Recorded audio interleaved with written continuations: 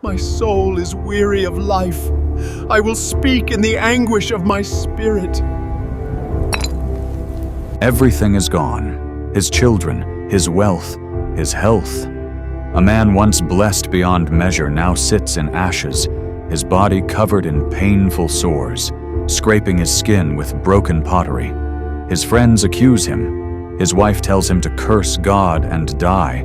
But Job refuses to let go of his faith. This is the story of the greatest test of faith ever recorded. The story of a man who lost everything, but never lost God.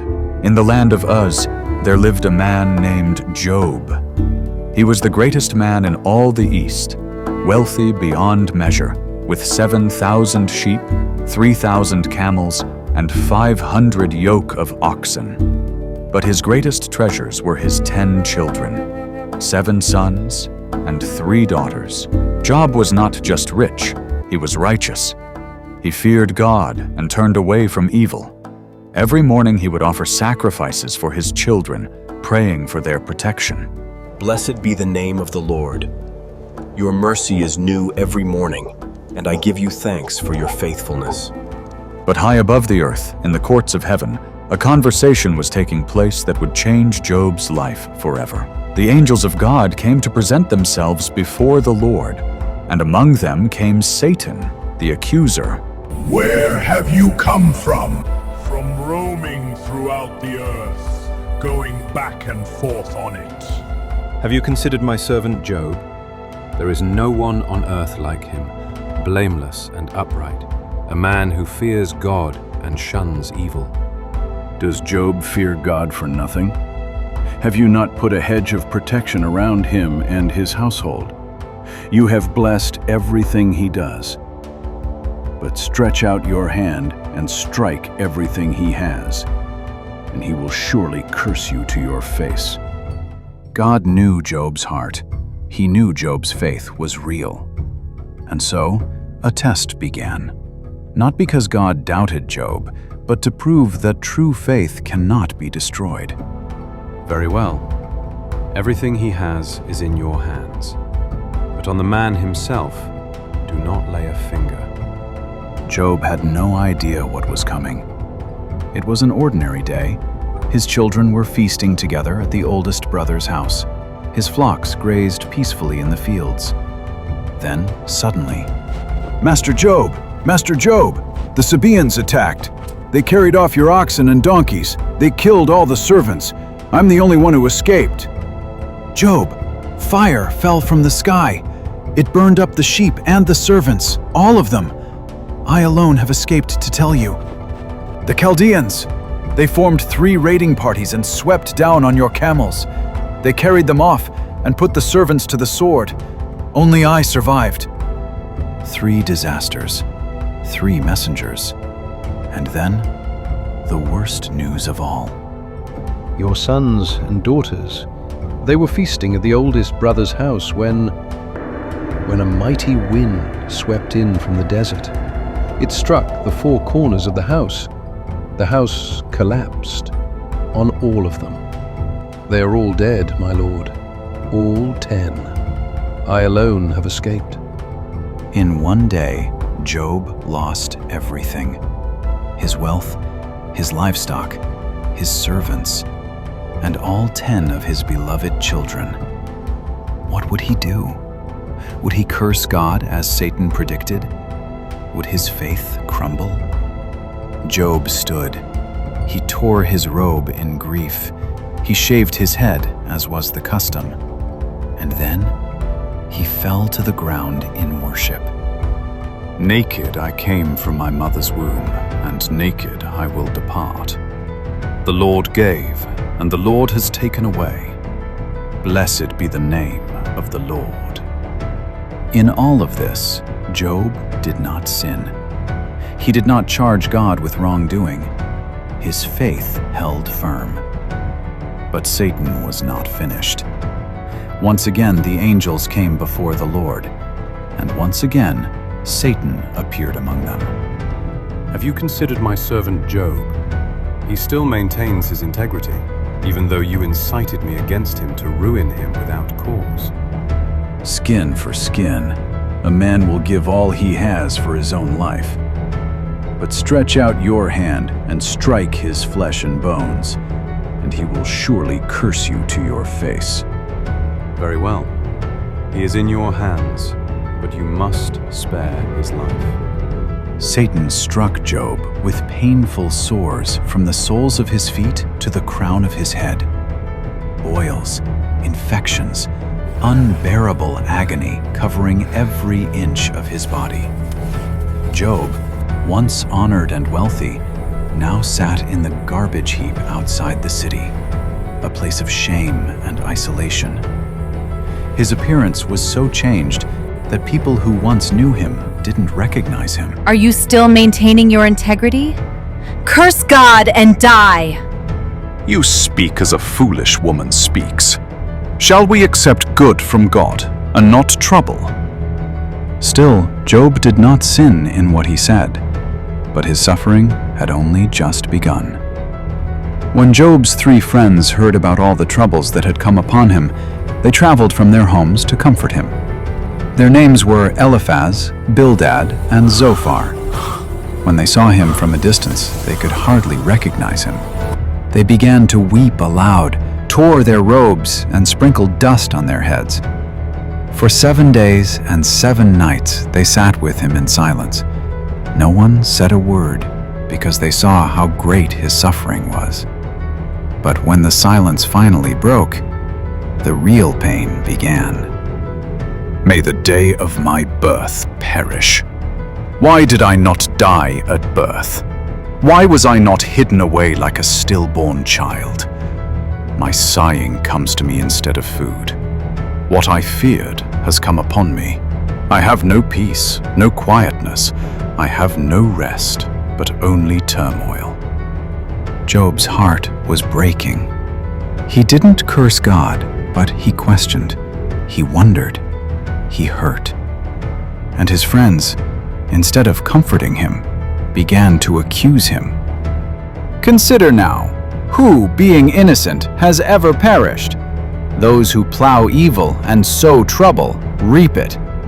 Job, your suffering must be punishment for sin. Repent, and God will restore you. I have not denied the words of the Holy One. But where is my strength now?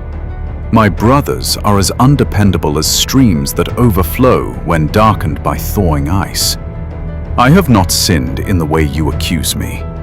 Does God pervert justice? Your children must have sinned against him. If you were pure and upright, surely he would rouse himself for you now. How can a mortal be righteous before God? Though I am blameless, I have no concern for myself. I despise my own life. Your words are a blustering wind. Can you fathom the mysteries of God? If you devote your heart to him and stretch out your hands to him, your life will be brighter than noonday. Back and forth they argued. Job's friends were certain his suffering must be his fault. But Job knew he had not sinned in the way they claimed. I know that my Redeemer lives, and that in the end he will stand on the earth. And after my skin has been destroyed, yet in my flesh I will see God. I myself will see him with my own eyes, I and not another. How my heart yearns within me. Even in his darkest moment, Job's faith in God remained. He didn't understand why this was happening. He questioned, he wept. But deep in his soul, he still believed in God's goodness. After all the arguments, after all the accusations, after Job had poured out his heart, God himself answered Job out of the storm. Who is this that obscures my plans with words without knowledge? Brace yourself like a man.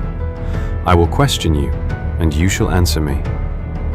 Where were you when I laid the earth's foundation? Who marked off its dimensions? On what were its footings set? Have you ever given orders to the morning, or shown the dawn its place? Can you bind the chains of the Pleiades? Can you loose the cords of Orion? Do you have an arm like God's? Can your voice thunder like His? Would you discredit my justice? Would you condemn me to justify yourself? Question after question poured forth from the Almighty, reminding Job of the vastness of God's wisdom, power, and sovereignty, things beyond human understanding. I am unworthy. How can I reply to you? I spoke of things I did not understand, things too wonderful for me to know. My ears had heard of you, but now my eyes have seen you.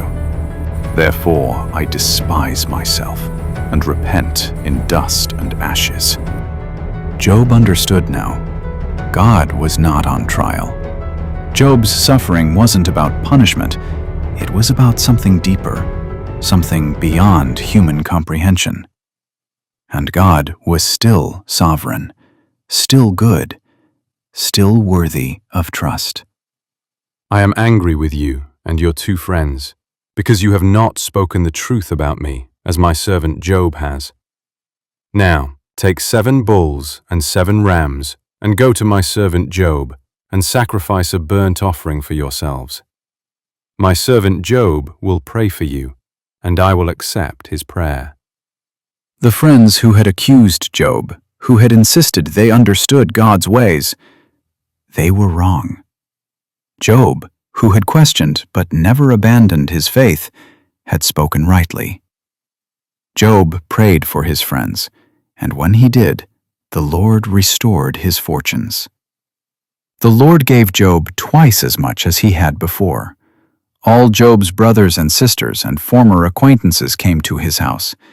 They comforted him and consoled him, and each one gave him a piece of silver and a gold ring. The Lord blessed the latter part of Job's life more than the former part.